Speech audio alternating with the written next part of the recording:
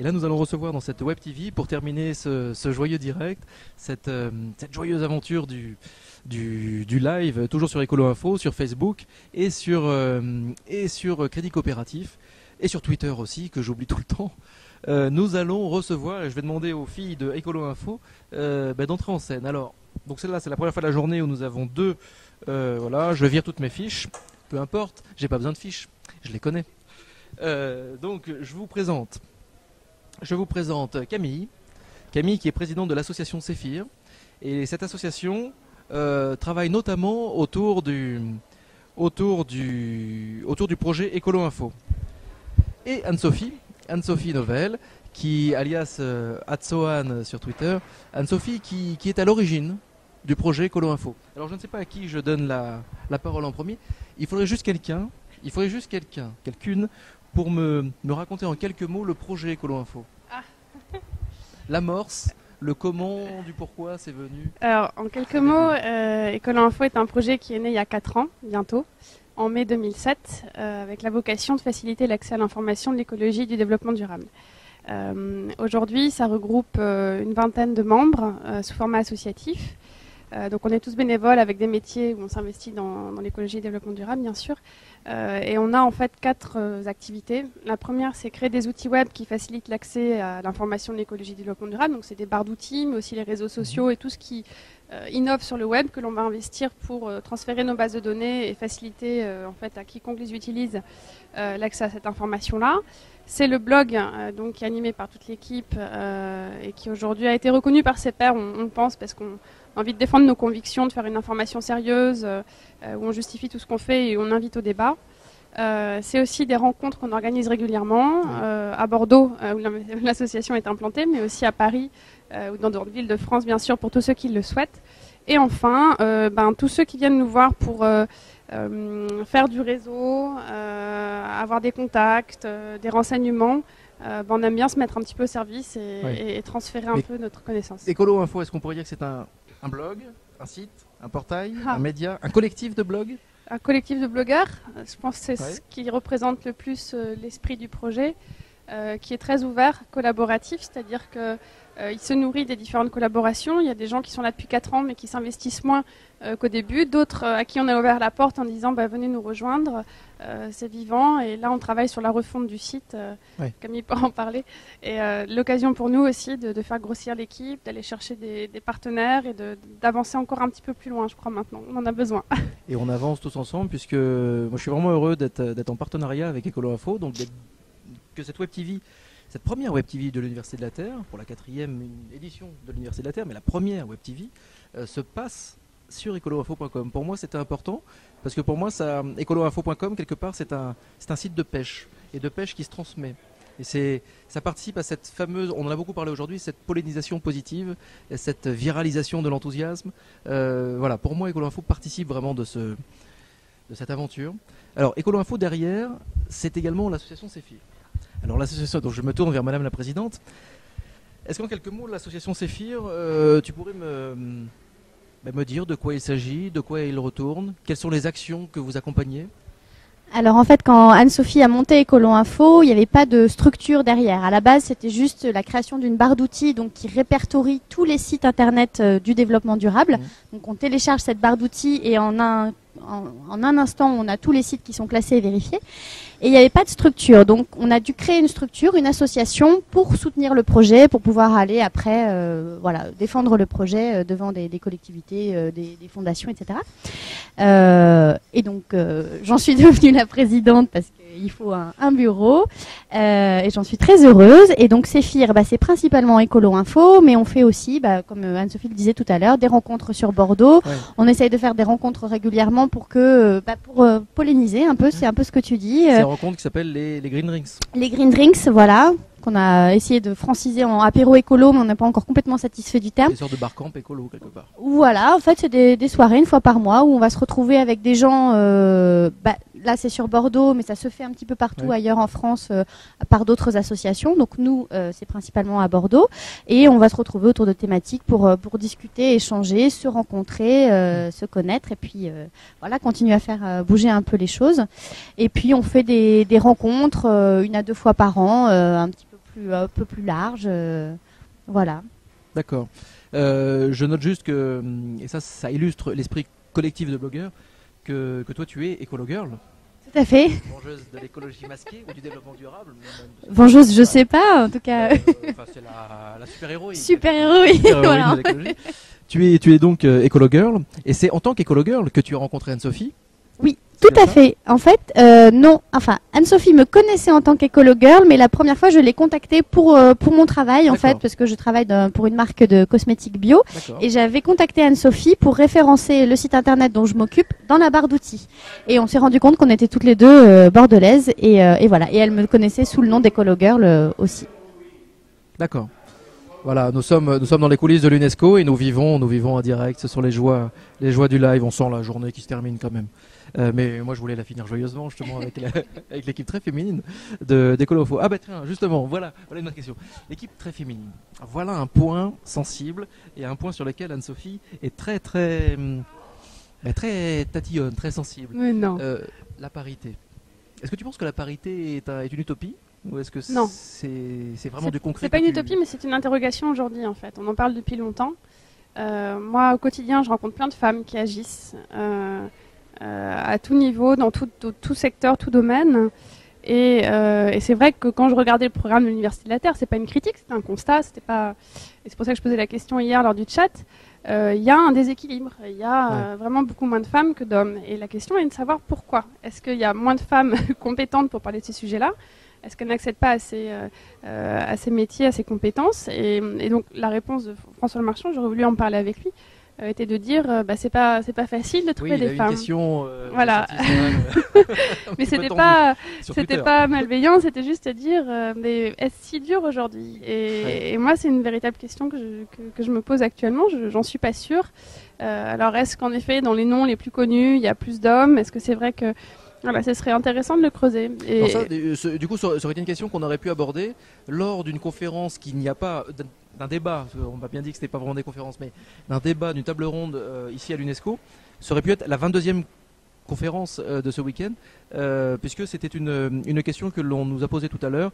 Dans l'absolu, quel serait le thème qu'il manque un petit peu autour de bâtir une nouvelle société? On bâtit une nouvelle société en s'interrogeant aussi sur la parité. Ah bien sûr. Quelle est la place du féminin dans le monde de demain? Et est-ce qu'une vision plus féminine du monde n'aiderait pas à aller vers des valeurs plus durables? Je ne dis pas que les hommes n'en sont pas capables, je dis simplement qu'il y a une approche, je pense que la femme met au monde, qu'elle a un rapport aussi à l'enfance, à ce qu'on transmet, qui est différent. Il n'est pas mieux, il n'est pas moins bien, en fait, mais juste différent. Il y a peut-être une autre approche des choses. Mais pas avec elle, forcément. Pas forcément. On en parle beaucoup. Moi, j'ai l'impression, la vingtaine d'intervenants qui est passée sur cette web TV, on en parle particulièrement. Enfin, on en parle beaucoup. As-tu beaucoup de femmes, Éloi? Dis-nous. Une, deux, si, la déléguée générale de la RATP, une journaliste qui parlait de l'université junior. C'était chouette. Voilà. Bon, bref, une autre question, une question de Didier. Sohan, tu peux en dire plus sur l'avenir d'Écolo Info? Parce que là, on est sur Écolo Info, donc on peut parler vraiment aux habitués d'Écolo Info. Donc bonjour Didier, est-ce que tu peux parler de l'avenir d'Écolo Info? Tu as déjà parlé d'une refonte du site, autre chose, et votre participation à J'aime l'info? Alors, il y a trois choses dans cette question. Participation à J'aime l'info, je vais commencer par ça. C'est en effet la dynamique de J'aime l'info et relève du crowdsourcing, ce qu'on appelle aujourd'hui le financement par la foule. Ouais. Et nous aujourd'hui, on n'a pas de financement. Enfin, on a une subvention de l'ADEME, on gagne un petit peu de sous par des partenariats qu'on a, mais on reste sous forme associative, personne ne s'enrichit. Et le média fonctionne par une équipe bénévole, on va dire. Donc c'est pas toujours facile, on fait ça avant d'aller au travail, le soir, le week-end. Oui, ça, il faut jamais l'oublier. Et donc c'est vraiment par passion. Mais aujourd'hui, si on veut aller un petit peu plus loin, il faut qu'on lève des fonds. Donc participer à J'aime l'info, c'est déjà être reconnu par des journalistes qui ont accepté de prendre notre projet en disant c'est un site d'information, on ne fait pas de vente à côté, on est vraiment là pour ça.